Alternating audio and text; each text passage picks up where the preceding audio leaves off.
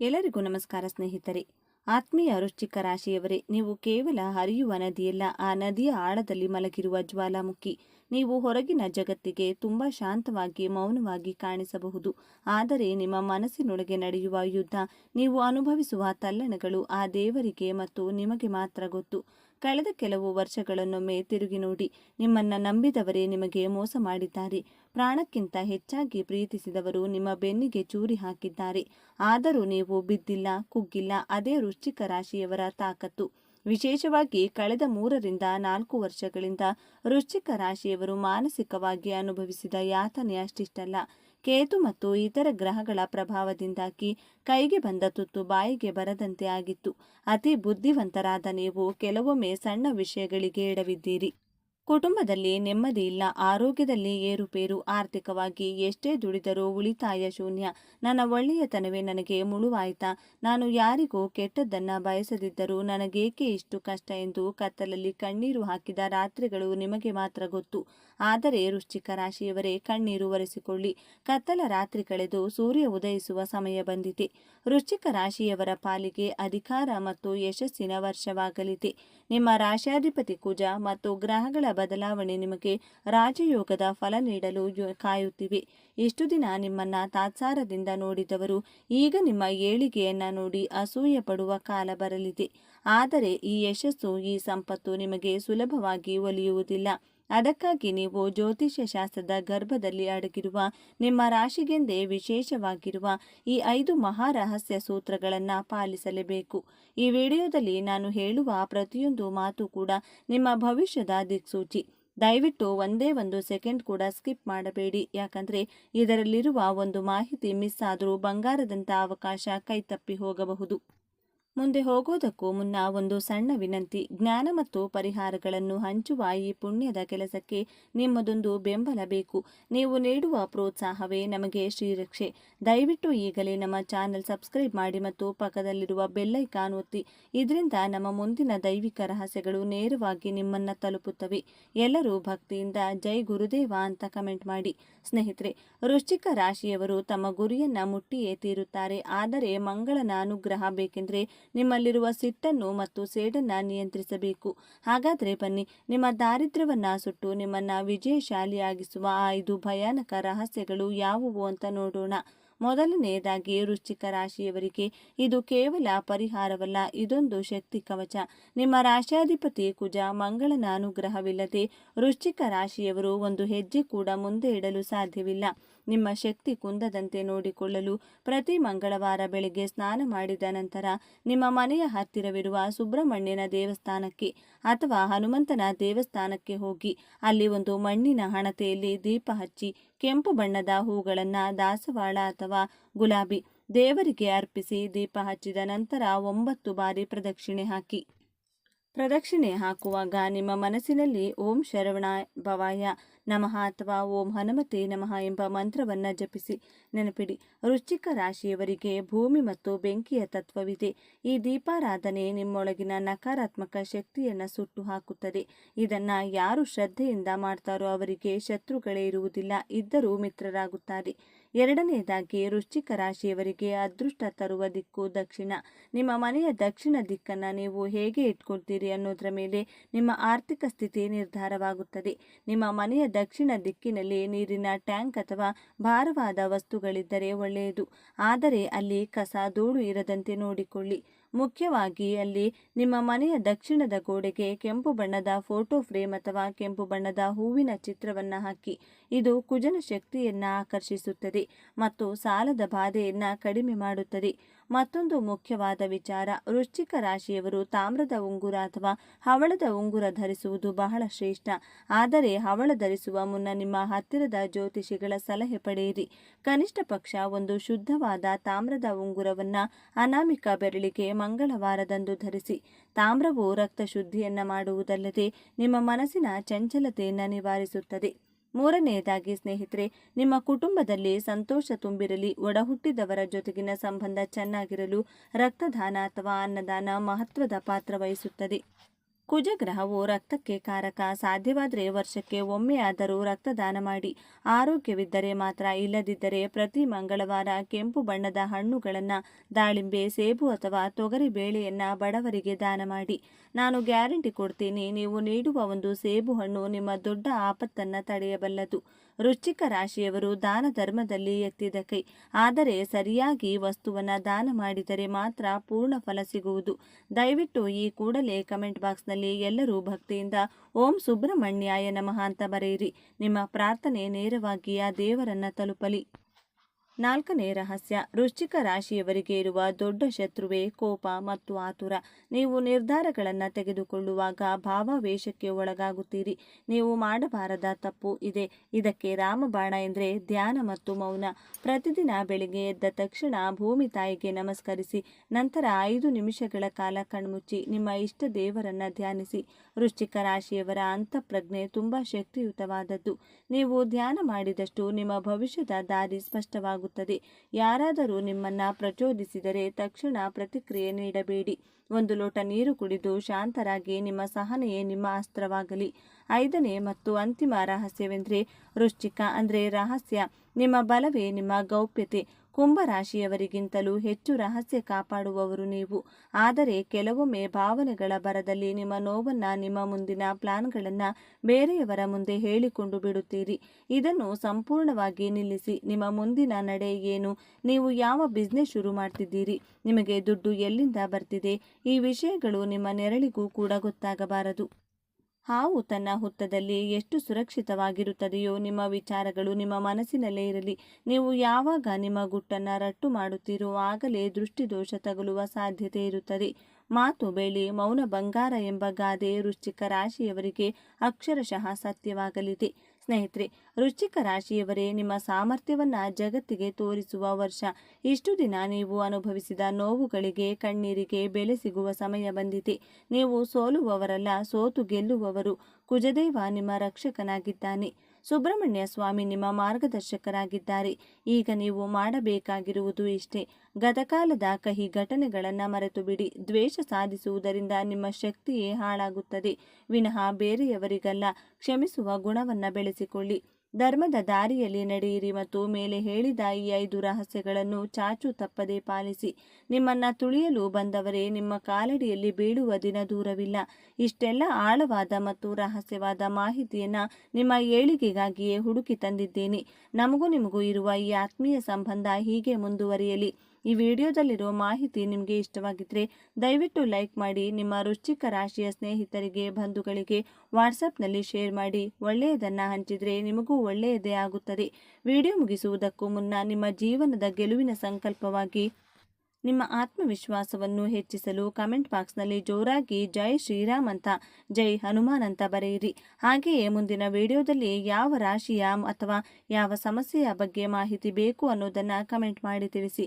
ಧೈರ್ಯವಾಗಿ ಮುನ್ನಡೆಯಿರಿ. ಜಯ ನಿಮ್ಮದೇ. ಸರ್ವೇ ಜನ ಸುಖಿನೋ ಭವಂತು. ನಿಗೂಢವಾದ ಕಣ್ಣುಗಳು, ಅಯಸ್ಕಾಂತದಂತಹ ಸೆಳೆತ, ಬಂಡೆಯಂತಹ ನಿಶ್ಚಲತೆ, ಆದರೆ ಒಳಗೊಂದು ಭಾವನೆಗಳ ಜ್ವಾಲಾಮುಖಿಯನ್ನೇ ಬಚ್ಚಿಟ್ಟುಕೊಂಡಿರುವ ವ್ಯಕ್ತಿಗಳೇ ವೃಶ್ಚಿಕ ರಾಶಿಯವರು. ವೃಶ್ಚಿಕ ರಾಶಿಯವರ ಗುಣ ಸ್ವಭಾವ ಹೇಗಿರಲಿದೆ? ವೃಶ್ಚಿಕ ರಾಶಿಯವರು ತಮ್ಮ ಜೀವನಗಳಲ್ಲಿ ಯಾವೆಲ್ಲ ಲಾಭಗಳನ್ನು ಪಡೆದುಕೊಳ್ಳುತ್ತಾರೆ? ಈ ಎಲ್ಲ ಅಂಶಗಳನ್ನು ಕುರಿತು ಪ್ರತಿಯೊಂದು ಮಾಹಿತಿಯನ್ನು ವೃಶ್ಚಿಕ ರಾಶಿಯವರ ಬಗ್ಗೆ ಈ ವಿಡಿಯೋದಲ್ಲಿ ನಾನು ನಿಮಗೆ ಹೇಳ್ತಾ ಹೋಗ್ತೀನಿ. ವೃಶ್ಚಿಕ ರಾಶಿಯ ಬಂಧುಗಳೇ, ಈ ವಿಡಿಯೋ ಆಕಸ್ಮಿಕವಾಗಿ ನಿಮ್ಮ ಕಣ್ಣ ಮುಂದೆ ಬಂದಿಲ್ಲ. ಇದು ನಿಮ್ಮ ಇಷ್ಟ ದೈವ, ನಿಮ್ಮ ಕುಲದೇವರು ನಿಮಗಾಗಿ ಕಳುಹಿಸಿರುವ ಒಂದು ದಿವ್ಯ ಸಂದೇಶ. ನಿಮ್ಮ ಜೀವನದಲ್ಲಿ ಒಂದು ದೊಡ್ಡ ಕ್ರಾಂತಿಯೇ ನಡೆಯಲಿದೆ.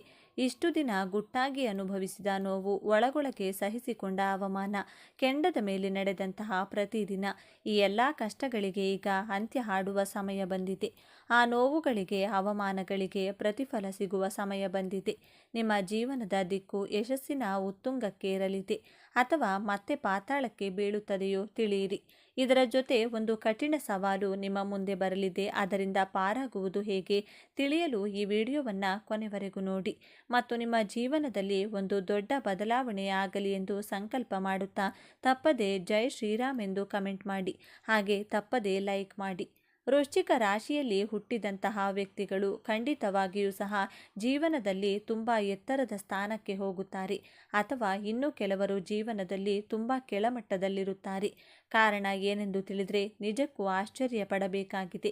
ಯಾಕೆಂದರೆ ಈ ವೃಶ್ಚಿಕ ರಾಶಿಯವರ ಅಧಿಪತಿ ಮಂಗಳ ಗ್ರಹ. ಮಂಗಳ ಅಂದರೆ ಒಬ್ಬ ಸೇನಾಧಿಪತಿ ಎಂದೇ ಹೇಳ್ಬೋದು. ಈ ಮಂಗಳ ಗ್ರಹ ಏನಿದೆ ಇದನ್ನು ಕಂಟ್ರೋಲ್ ಅಂದರೆ ನಿಯಂತ್ರಣ ಮಾಡುವುದು ಶ್ರೀ ಸುಬ್ರಹ್ಮಣ್ಯ ಸ್ವಾಮಿ ದೇವರು.